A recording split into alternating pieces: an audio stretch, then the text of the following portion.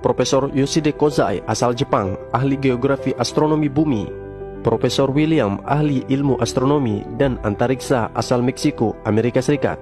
Profesor Alfred Korner, ahli geologi bumi Johannes Gutenberg University asal Jerman. Ketiga ilmuwan jenius NASA ini telah percaya dengan Al-Quran dan Nabi Muhammad SAW dan memutuskan untuk memeluk agama Islam secara terbuka. Bagaimana kisah selengkapnya? Mari simak video ini sampai selesai. Bismillahirrahmanirrahim. Assalamualaikum warahmatullahi wabarakatuh. Lagi-lagi, wahyu yang dibawa oleh Nabi Muhammad SAW kembali terbukti. Ini merupakan salah satu bukti bahwa Al-Quran bukanlah karangan dari manusia, melainkan wahyu, petunjuk dan peringatan bagi manusia dari Tuhan semesta alam. Al-Quran adalah kitab terupdate, terakhir dan terbaru sebagai penyempurna dan penutup kitab-kitab sebelumnya, yaitu Zabur, Taurat, Injil dan terakhir Al-Quran. Di dalam Al-Quran berisi ilmu dan pelajaran yang mencakup astronomi, biologi, fisika, kesehatan dan ilmu teknologi. Kali ini kebenaran Al-Quran datang dari ilmu antariksa luar angkasa dan terbukti secara terperinci 100% benar secara ilmiah dan penelitian.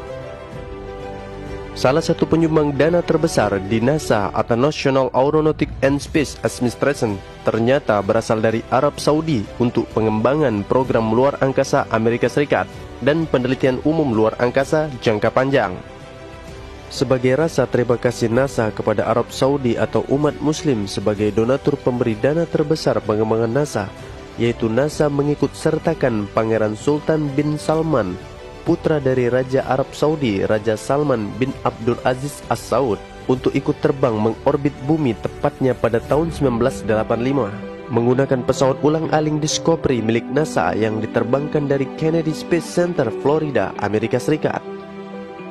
Ada hal yang menarik sepanjang perjalanan karir NASA selama penelitian di luar angkasa, yaitu mereka takjub dengan pemandangan aurora ketika di zoom ribuan kali dengan kamera luar angkasa super canggih yang bernama Darkers.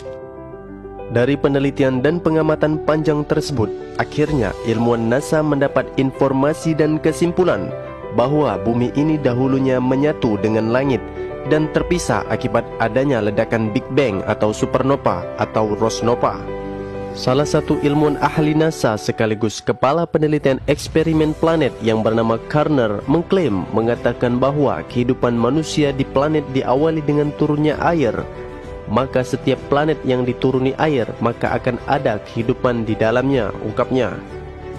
Maka dari itu NASA yang dipimpin ilmuwan bernama Karner berambisi meneliti dan menjelajah planet-planet untuk mencari tahu apakah di sana terdapat air, karena air adalah cikal bakal kehidupan, ungkapnya. Ternyata sistem dan hal ini telah disampaikan oleh Nabi Muhammad SAW 1400 tahun yang lalu melalui Al-Quran secara terperinci dan 100% benar.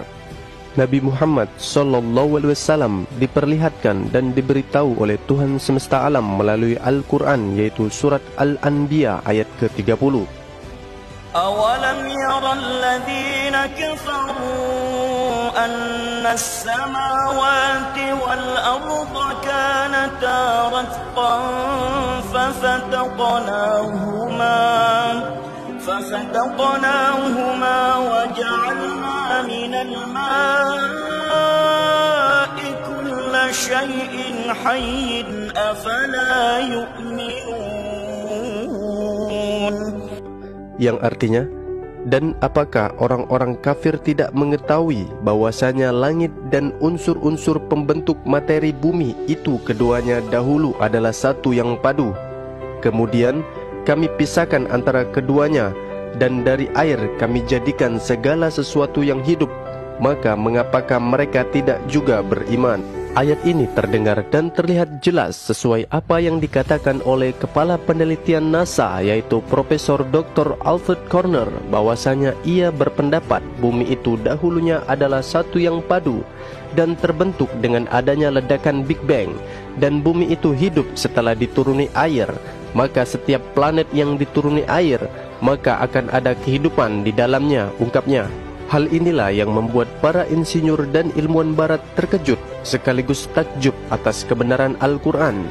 Bagaimana mungkin seorang laki-laki bernama Muhammad yang hidup 1400 tahun yang lalu mengetahui sistem antariksa luar angkasa secara tepat dan 100% benar? Padahal pada zaman itu teknologi pesawat antariksa belum ditemukan dan belum ada.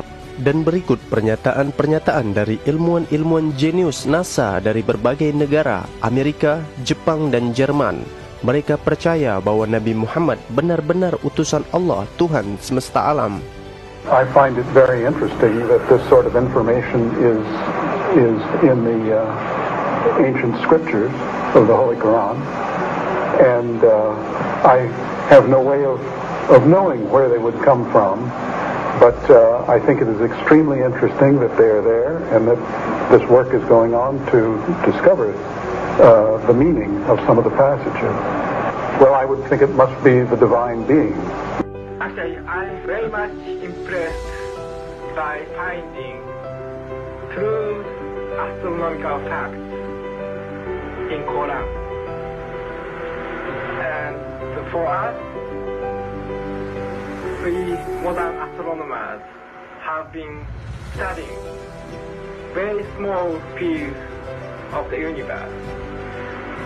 We concentrated our efforts for understanding of very small parts, because by using telescope we can see only a very few parts of the sky without thinking whole the universe. So by reading Quran and by answering to your questions, I think I can find my future way for investigation of the universe. Thinking of many of these questions and thinking where Muhammad came from, he was after all a Bedouin.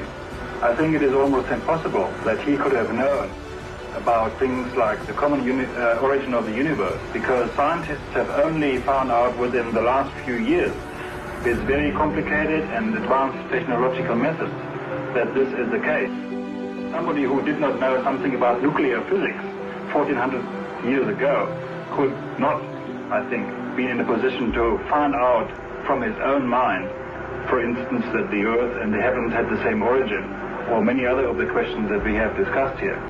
Dan pada akhirnya ilmuwan-ilmuwan ini akhirnya memeluk Islam, dan mereka harus kehilangan jabatan mereka sebagai kepala penelitian di NASA, dan negara barat berusaha menutupi berita ini dan menutupi berita kebenaran Islam.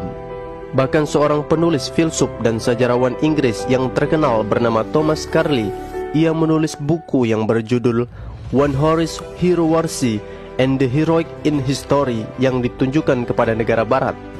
Betapa menakjubkan seorang manusia sendirian dapat mengubah suku-suku yang saling berperang dan kaum nomaden atau Baduy menjadi sebuah bangsa yang paling maju peradabannya hanya dalam waktu kurang dari 2 dekade.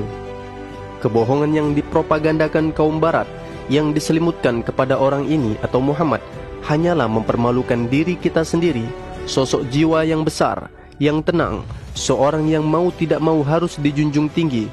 Dia diciptakan untuk menerangi dunia. Begitulah perintah Sang Pencipta dunia.